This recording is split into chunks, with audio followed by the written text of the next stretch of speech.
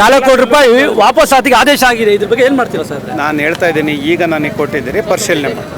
Okay, ನಮ್ಮ ಆಯುಕ್ತರು ಈಗ ನಮ್ಮ ವಾಹಿನಿಯ ಪರವಾಗಿ ಅರ್ಜಿ ಕೊಟ್ಟಾಗ ಪರಿಶೀಲನೆ ಮಾಡ್ತೀನಿ ಅಂತ ಹೇಳಿದ್ದಾರೆ. ಅವರು ಹೊಸಬ್ರು ಇರಲಿ, ಇವ್ರ ಗಮನಕ್ಕೆ ನಾವು ಎಲ್ಲ ಕ್ಷೇತ್ರದ ಬಗ್ಗೆ, ಕಾಮಗಾರಿ ಬಗ್ಗೆ ನಾವು ಇಷ್ಟಲ್ಲೇ ಆಯುಕ್ತರಲ್ಲಿ ಮನವಿ ಮಾಡಿ ಎಲ್ಲ ದಾಖಲಾತಿಗಳು ಕೊಡ್ತೀವಿ.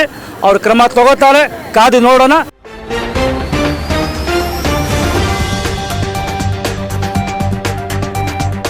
ಸುದ್ದಿಗಾರ ಈಗ ನಿಮ್ಮ ಕೇಬಲ್ ನೆಟ್ವರ್ಕ್ನಲ್ಲಿ. ಈ ನಮ್ಮ ಗಾಂಧಿನಗರ ಕ್ಷೇತ್ರದ ಬಗ್ಗೆ ಸುಮಾರು ನಾವು ಹಲವಾರು ಕುಂದುಕೊರತೆಗಳ ಬಗ್ಗೆ ಪ್ರಸಾರ ಮಾಡಿದ್ದೀವಿ. ನಮಗೆ 2-3 ಸಾರಿ ಕಚೇರಿಗೂ ಬಂದಿದೆ, ತಾವು ಸಿಗಲಿಲ್ಲ. ಇಲ್ಲಿ ನಾವು ಸುಮಾರು 4 ಕೋಟಿ ರೂಪಾಯಿ 2022ರಲ್ಲಿ ವಾಪಸ್ಸಾತಿಗೆ ಆರ್ಡರ್ ಆಗಿತ್ತು. ಇದುವರೆಗೂ ನಮ್ಮ ಅಧಿಕಾರಿಗಳು ಯಾವುದೇ ಕ್ರಮ ತಗೊಂಡಿಲ್ಲ. ಮಾಹಿತಿ ಆಯೋಗದವರು 10 ದಿನ ಒಳಗಡೆ ಈ 4 ಕೋಟಿ ರೂಪಾಯಿ ವಸೂಲಾತಿಗೆ ಹೆಂಗ್ ಕ್ರಮ ತಗೊಂಡಿದ್ದೀರಾ? ಇವ್ರಿಗೆ ನನ್ನ ಹತ್ರ ಇಲ್ಲದೆ ಇರೋ ವಿಷಯನ ಕೇಳಿದ್ರೆ ನಾನು ಉತ್ತರ ಕೊಡ್ಲಿಕ್ಕೆ ಆಗೋದಿಲ್ಲ. ಈ ವಿಷಯ ನನ್ನ ಗಮನದಲ್ಲಿಲ್ಲ. ದಯವಿಟ್ಟು ಇದು ಒಂದು ಲೆಟರ್ ತಗೊಳ್ಳಿ. 4 ಕೋಟಿ ರೂಪಾಯಿ ವಾಪಸ್ಸಾತಿಗೆ ಆದೇಶ ಆಗಿದೆ. ಇದ್ರ ಬಗ್ಗೆ ಏನು ಮಾಡ್ತೀರಾ ಸರ್? ನಾನು ಹೇಳ್ತಾ ಇದ್ದೀನಿ, ಈಗ ನನಗೆ ಕೊಟ್ಟಿದ್ದೀರಿ, ಪರಿಶೀಲನೆ ಮಾಡಿ.